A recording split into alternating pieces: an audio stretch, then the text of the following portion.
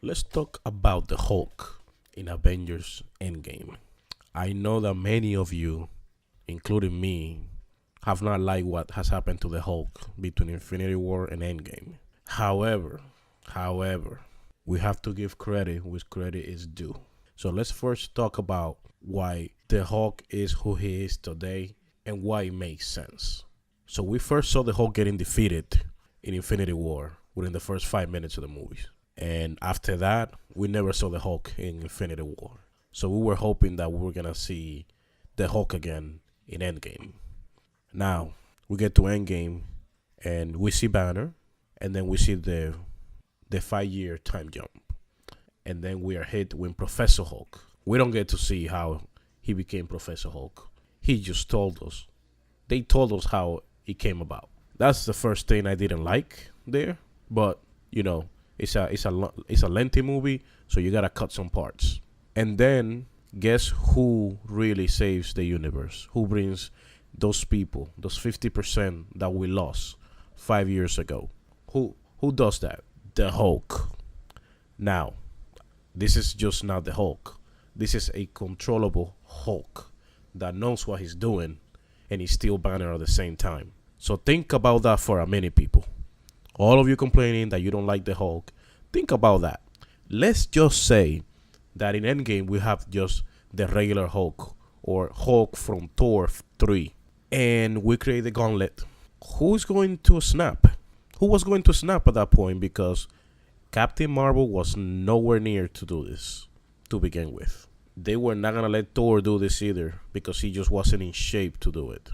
And I'm not saying physically, I mean, probably physically as well, but mentally he wasn't really capable of doing this. So who else was going to do this? A Hulk that just hulks out and smashes shit? I don't think so. It had to be Professor Hulk. Strong enough to do it physically and is strong enough to do it mentally. Best of both worlds. And that's the man that brought everybody back. Let's not forget about that. Because the minute that Iron Man snapped at the end of the movie, everybody forgot who really brought everybody back. And that was the Hulk. Took a while for everybody to appear. But, you know, it's 50% of the universe. So the Hulk saved the universe. And why it had to be Professor Hulk, I just told you why. Now, do we really like what they've been doing with the Hulk? No. But do I get it? Yes. Story-wise, it had to be that way. It just had to be. But what I really wanted to see after Hulk snapped and brought everybody back, I wanted that gamma radiation to turn him into an animal. And at least they would have given us a little action. Hulk versus Thanos. Maybe he would have gone crazy because of the gamma radiation and not get hurt. But again, you have to be consistent. Look what happened to Thanos when he snapped and he defeated the Hulk within the first 5 minutes of the movie. So people, what do you think was going to happen to the Hulk after snap? That he was not going to get injured? He had to get injured. He got beat by Thanos. He has to stay consistent. It would have made no sense to me if the Hulk snaps and he's fine. But Thanos that beat him snaps and is damaged. Look at what the Stones did to Thanos a second time. The man, he barely was holding into half of himself. 50% of himself was practically not there and was easily defeated. So before everybody's piling all this hate on the Russos, on the character itself, everything makes sense. It makes sense. You know, it doesn't mean that we like it, but it was consistent and it made sense. Now, you also have to know this, people. The Hulk hasn't had a movie since The Incredible Hulk. What does that mean? The Hulk has been jumping from director to director to director because he's been putting all these different movies because Marvel doesn't have all the rights. Universal does. So Marvel cannot create a movie. So there's not a set director for that character. So every director is going to do what they feel is best. Which one has been my best Hulk?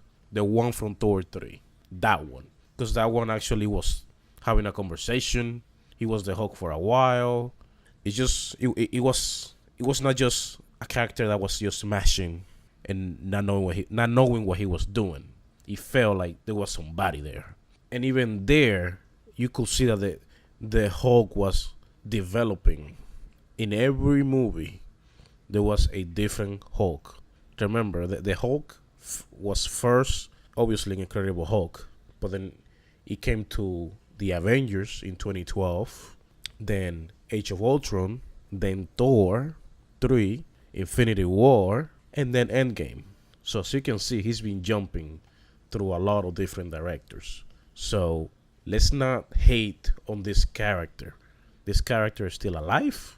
There's more coming, I'm pretty sure. The Hulk is not going anywhere. So the Russos are going to take a break. So another director is going to take on this character.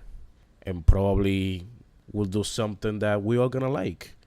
But again, I have to repeat myself.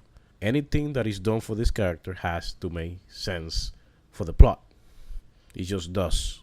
I've been reading comments everywhere of people not liking what they're doing. And that's fine. But think about the plot. Think about what they gave to the Hulk. He's the one that brought everybody back in Endgame. So there is no reason to think any less of this character. Even if he has a damaged arm. It's okay. He brought everybody back. 50%. And then Iron Man just finished the job by getting rid of Thanos and his forces. So let me know what you think. Let me know what you think. But I feel that we should not have this hate on the character. I know that we wanted to see more, but maybe that will be in just another movie. We didn't get to see him against Thanos, and that's disappointing. But again, the most important thing that he did was bring those people that have been gone for 5 years. Let me know what you think in the comments. I'll see you next time. Que la calle bota fuego, fuego.